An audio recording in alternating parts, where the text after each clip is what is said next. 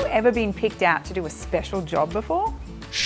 Perhaps it was being asked to set the table for when special guests were coming to dinner. Perhaps it was being picked as captain for your sports team.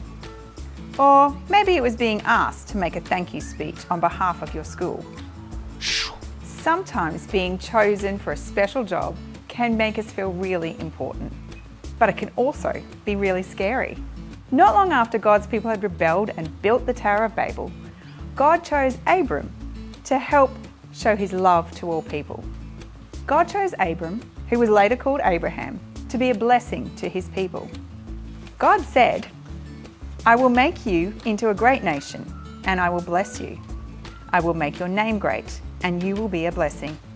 I will bless those who bless you, and whoever curses you I will curse, and all peoples on earth will be blessed through you."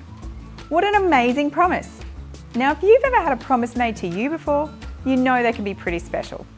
But if someone fails to keep their promises, we can be left feeling really disappointed. But God's promises are different. They are wild, they are abundant, and we can trust them because we have a whole big book that shows us that God is faithful and true and keeps his word. Now, God told Abraham to do some pretty tricky things.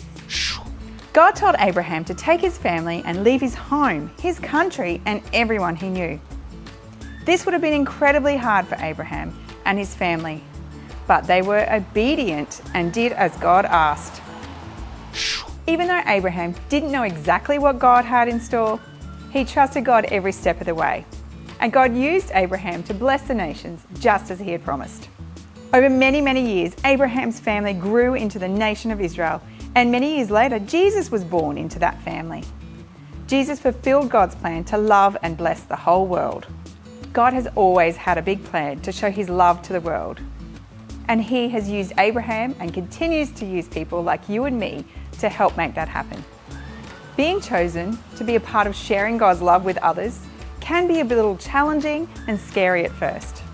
But like Abraham, we should pray that we are obedient to God's call, trusting that his promises are true and that he is faithful to his word.